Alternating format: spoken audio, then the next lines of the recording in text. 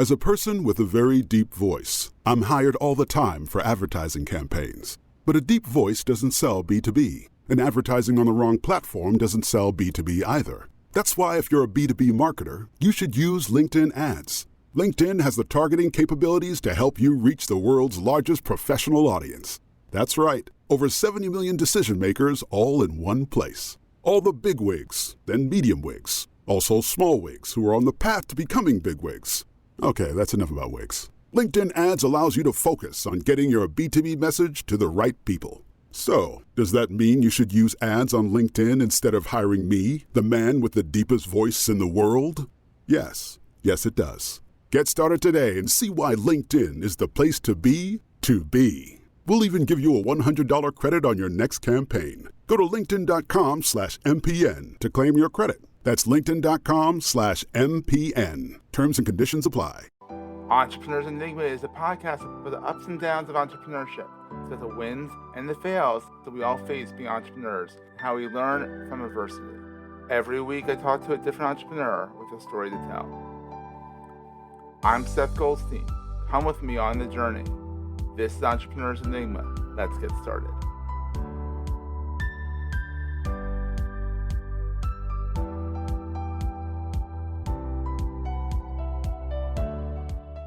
Hey everybody, welcome to another edition of the Entrepreneurs Enigma podcast. I am, as always, Seth, your loyal host. Today I have a buddy of mine, Leighton. He is the author of Exactly Where You Want to Be, a business owner's guide to passion, profit, and happiness. He is a business coach, a life coach, peer advisory agency. He's run a digital agency out of Dubai, actually everywhere, literally everywhere. He's been all over the place. Hello, Nick. How are you? I'm doing great. How are you doing? I'm doing well. I'm doing really well. It's hot here. Yeah. It's the summertime. We're on a code orange now. I'm like, great. The beginning of it's starting again. Yeah. No, that's okay. It looks like you're set up for it, though. It looks like you're chill. I just for a walk right before this, so I'm a little out of breath, but because I have a 65-pound air doodle, and that thing walks me, so it's kind of crazy. So I've got a little one which is 9 pounds. It jumps up. Jumps too, but when she jumps up, she's about as tall as you. So wow. it's fun. So Nick, you have been all over the place. You've done the corporate. You've done the corporate in the EMEA, Europe, Middle East, and Asia area. You then decided, I'm gonna do it myself. I can do it better myself. You did it. You're on your own for a while, and then you had some exits. You wrote a book, for crying out loud, which is quite enjoyable, especially when you read with a British accent in your head. You have to, because you get the humor better that way. So, Nick, how are you doing today? I'm doing great. You know what it is? I think there's a journey. There's several different journeys you can be on. Either they all kind of sequentially go together, or somehow they magically mesh. So yeah, it's fantastic. I'm doing what I want to do. So that's the main thing. Exactly. So let's go back to corporate. So you were working in advertising, right? So I worked for a large tech company, listed company. Tech company, yeah. And I was their marketing manager. So that's quick story. I was hanging out in England, just doing my own thing. And some guy said to me, "Hey, Nick, you owe me a favor. Can you go to an interview for me?" I'm like, "I'm not looking for a job. My deal is I'm an HR guy, and I've got to get 6 people to go for the job. You won't get it. Don't worry." Thanks. Okay. But I got to present 6 people. I'm like, "Okay, that's cool." So, what's the job? And it was for marketing manager for this tech company based in London. I'm actually in Slough, which is like the armpit of England. If you say so. I have no idea. Absolutely. It's kind of where the original office was filmed. That's where it would be. Oh, really? Okay, yeah, absolutely. So the burbs, as we call it here. Yeah, there you go. So I went for this interview, and a woman who interviewed me, who was French and 20 minutes late, because all French people are 20 minutes late, said to me, "What job have you come for?" I said, "Well, what jobs have you got?" And she said, "This marketing manager job based in the UK, or marketing manager in Eastern Europe and the Middle East." I'd never been to Eastern Europe or the Middle East. I'm like, "Yep, that's the one." Where did they get? I wasn't even looking for a job. So had some nice little conversation with this woman. About a week later, they called me up. I'm still not looking for a job. And they're, "Hey, Nick, can we interview you a second time?" I'm like, "Sure." They're like, "Can you just fly to Paris for the day?"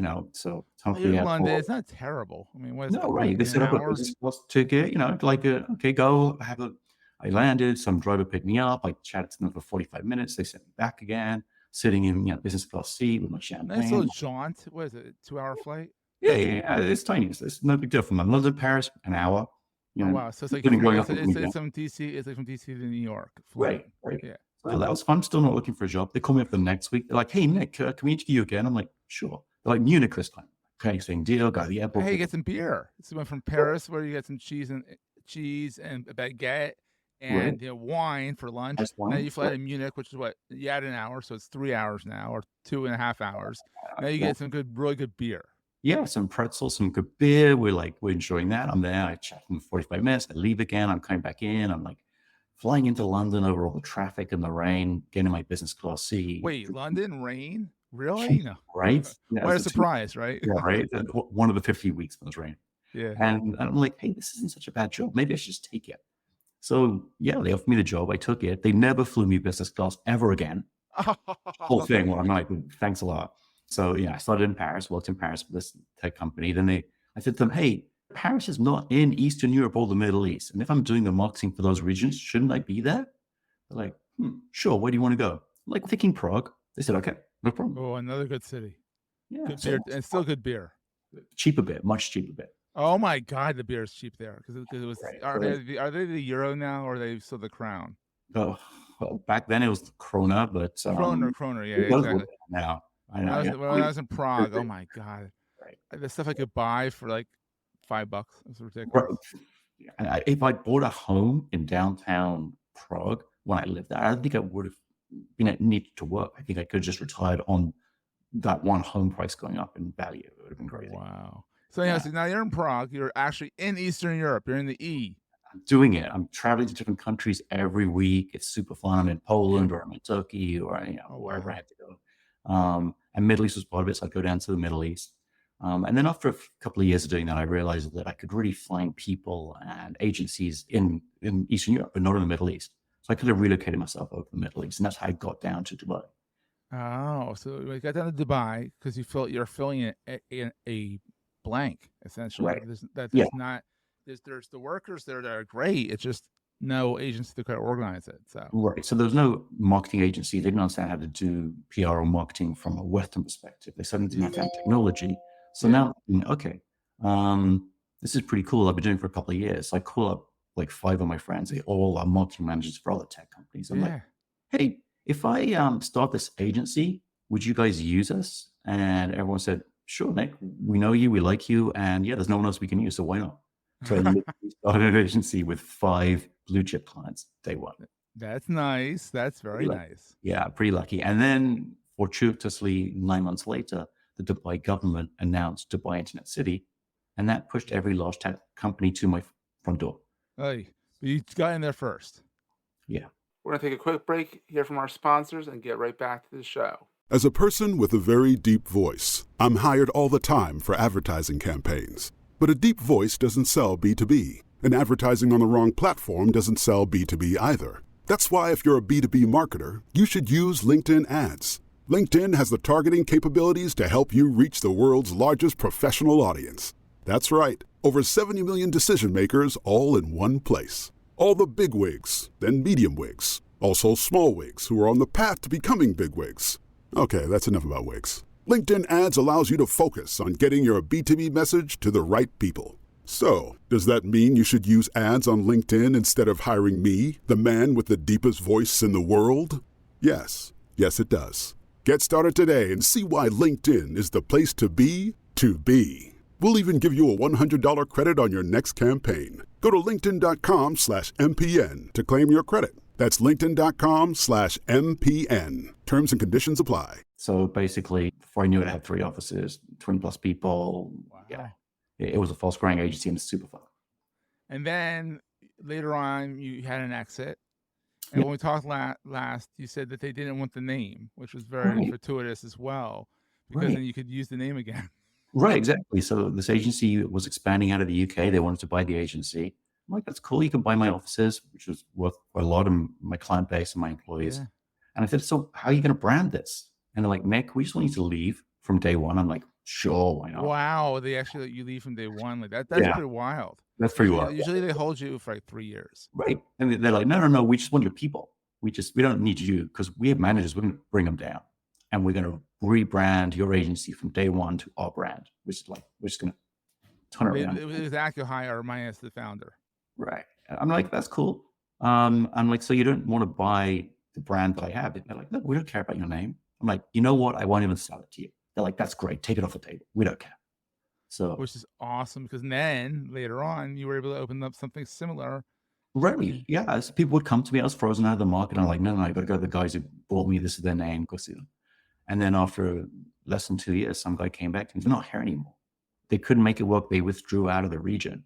I'm like, Oh my God. interesting. I'm like, well, I can't really go back and try and pitch for my old clients. I can't really take off my own employees, but I can turn my website back on.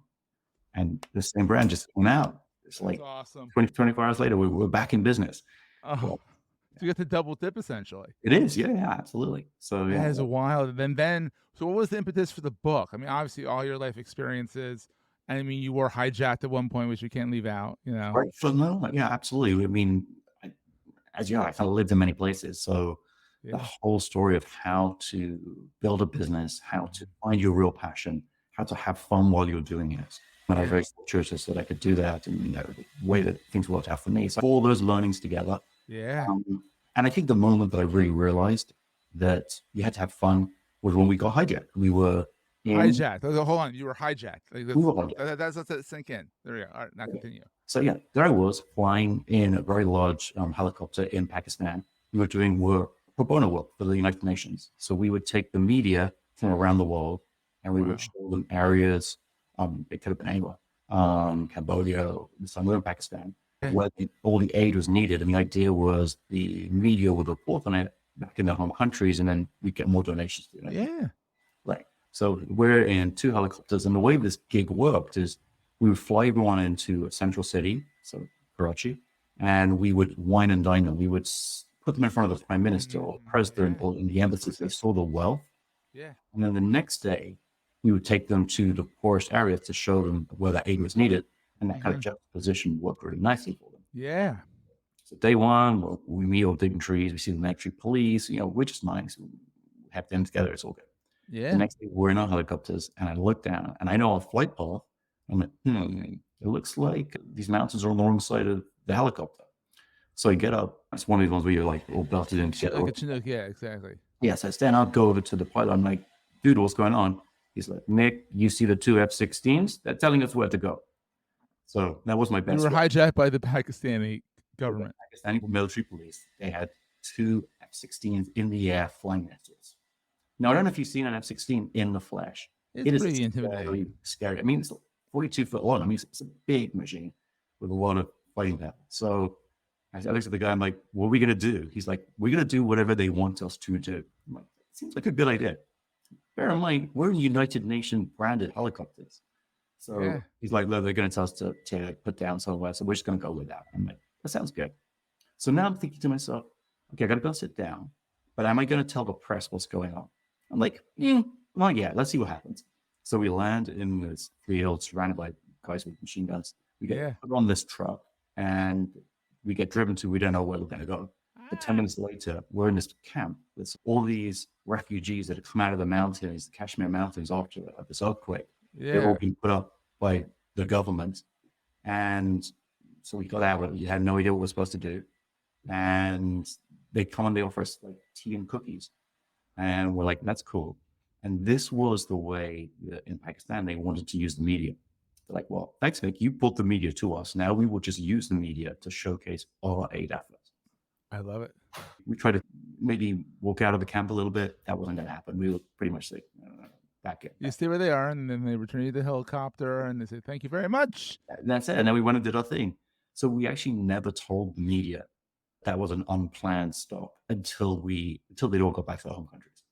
Yeah. And by the way, that little F-16 little side hustle, there was one an escort. That was a hijacking. Right. And like, you might just want to be careful of how you report that part of the story. Crap their pants, Right. Well, that's what I thought. I don't want people freaking out. But true marketer. Right. But I knew at the time that this was, I didn't feel, oh my God, I'm in huge danger. It was just part of the experience. It was part of the story. And so that's kind of the genesis of exactly what you want to be. So are you doing things you love? At the time, I love flying. I was doing media. I love media. I love, giving back to the community. All these things are happening all at the same time. That's awesome. So it wasn't a crazy thing. That's crazy. So what is the best thing about being an entrepreneur? I mean, besides getting hijacked by the Pakistani military. Well, okay, the flip side of that is freedom. 100%. Freedom. I like that. I mean, it's a everyone's juxtaposition, yeah. They do that because they want freedom. They want freedom to earn the amount of money they want to earn. They don't want to answer to anyone, which isn't always true, but they answer to clients, etc., and maybe team members. But yeah, they want to do what they want to do. So freedom's the thing, right? I love that. I love that. So on the flip side, what keeps you up at night, especially now that you've been through all that stuff, you've restarted the company, you're doing your consulting, you're doing your coaching. What keeps you up at night? Nothing really keeps me up at night. I got to say, I think, and that's good. The reason why I say that is because I think sleep is actually one of the most important things for health, which you need. If you want to be an entrepreneur, you've got to be healthy all the time. Yeah. So you've got to look after that. Love it, love it, love it. And what is the most important thing to carry with you all the time? Oh, that I carry with me all the time. Probably the relationship that I have with my wife. We've been married for 18 years. Oh, wow. God bless you. And I did not grow up in that kind of environment. In fact, my mother was married probably 6 times. Oh, long stories about who my father married, didn't marry, had kids, and nobody knows. So you have a lot of siblings. So I do? You have a lot of siblings, I assume. Yeah, possibly. Well, they say they're siblings. Who knows? So exactly. I'm a child divorce, but more structured divorce. I'm not gonna say yours was unstructured. Like I know my siblings and all that stuff, and I love it. I wouldn't trade it for the world. It's all I know, but I could see how the upbringing does. I mean, I've been married to my wife 15 years, and like that's completely counteractive to most of my family. And I'm like, because I find the value in working through things. Not saying divorce is a bad thing. Sometimes you have to kind of cut your ties. But it's worth working through things, especially for my kiddo. So sure, absolutely, yeah. So and then family. So yeah, but having that constant, that someone with you who's sharing that journey with you, that's important. I mean, I don't know if you ever like traveled on your own. If you travel solo, it's like you want to turn someone and go, did you just see what I saw? Or how cool is that? And that's like you do that trip of life with someone. That's awesome. It's so much fun. Exactly. So Nick, where can people find you online? Where's your major watering hole? Like, where do you hang out the most? Okay, exactly where you want to be. That's the name of the book, exactly where you want to be.com. That's probably the first place to find me. Very creative. Yeah, exactly. Thank you. I try to keep it simple. Or you'll find me Nick Leighton on LinkedIn as well. It's also a great place. I'm always hanging out. On LinkedIn, absolutely. That's the watering hole of the business folk. I love it. So Nick, thank you so much for being on the program. This has been so much fun. I'm so glad you reached out initially on LinkedIn and we became friends and we're chatting, and I think it's fantastic. So thank you so much for being on. Seth, thanks to you. This is awesome. I love what you're doing with the podcast. It's really cool. Thank you. And we'll see everyone next time. That was a great show. If you're enjoying Entrepreneurs Enigma, please review us in the podcast directory of your choice. Every review helps other podcast listeners find our show. If you're looking for other podcasts in the marketing space, look no further than the Marketing Podcast Network at marketingpodcasts.net.